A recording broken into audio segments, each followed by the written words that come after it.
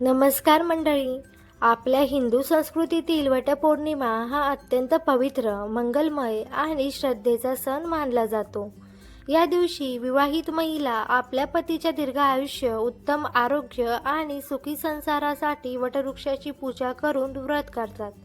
वटवृक्षाला दीर्घ आयुष्य, स्थैर्य आणि समृद्धीचे प्रतीक मानले जाते. त्यामुळं या दिवसाला धार्मिक आणि सांस्कृतिक दृष्टिकोनातून विशेष महत्त्व आहे.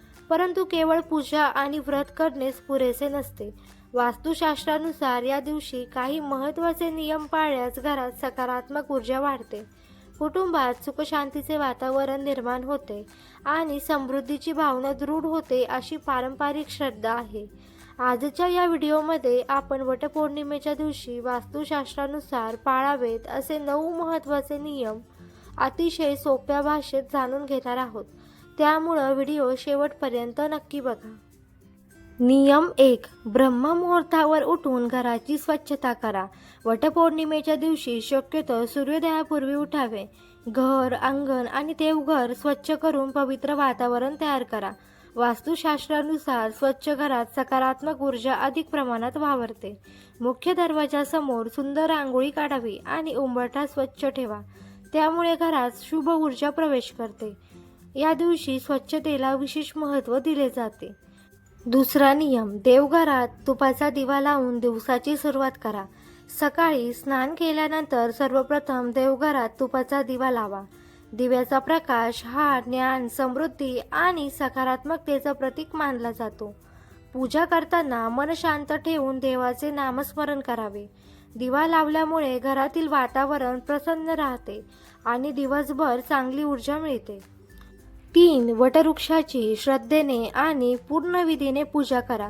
वटवृक्षाला भारतीय संस्कृतीत विशेष स्थान आहे. पूजा करताना वटवृक्षाभोवती धागा गुंडाळावा. हळद, कुंकू, फुले, अक्षता अर्पण कराव्यात आणि मनापासून प्रार्थना करावी. घाईघाईत पूजा न करता भक्तिभावाने पूजा केल्यास त्याचे आध्यात्मिक समाधान मिळते. वास्तुशास्त्रानुसार निसर्गाचा सन्मान केल्याने घरात सकारात्मक ऊर्जा वाढते. 4. मुख्य दरवाजा स्वच्छ ठेवून शुभ तोरण लावा. घराचा मुख्य दरवाजा हा सकारात्मक ऊर्जेचं प्रवेशद्वार मानला जातो. त्यामुळे या दिवशी मुख्य दरवाजावर आंब्याच्या पाल्याचा किंवा अशोकाच्या पानांचे तोरण लावावे. उंबरठा स्वच्छ ठेवून रांगोळी काढल्यास घर अधिक मंगलमय दिसते.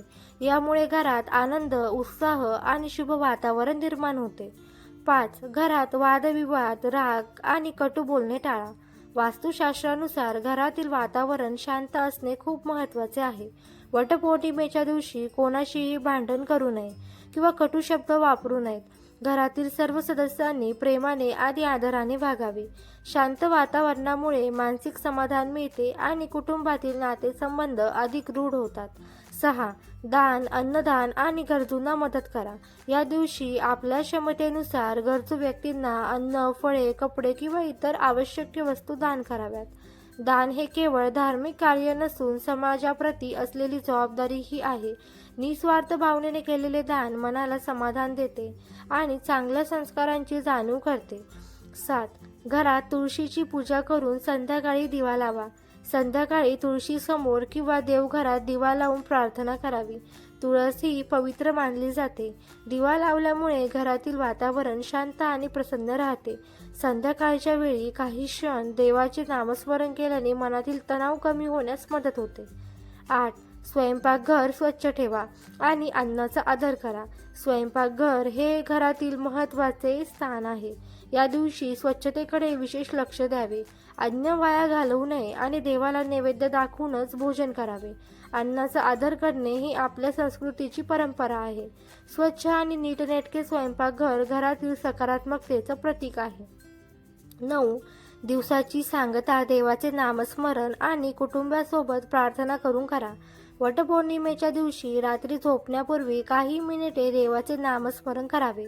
संपूर्ण कुटुंबाचे एकत्र बसून प्रार्थना केल्यास घरात एकता, प्रेम आणि सकारात्मक वातावरण वाढते.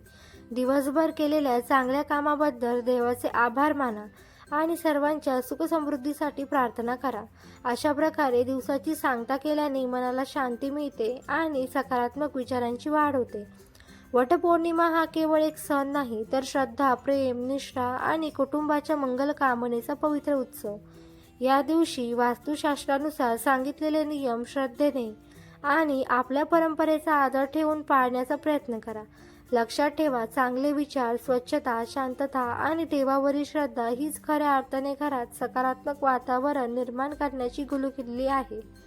तुम्हाला ही माहिती उपयुक्त वाटली असेल तर व्हिडिओला लाईक करा, तुमच्या कुटुंबीय आणि मित्रमैत्रिणींसोबत शेअर करा.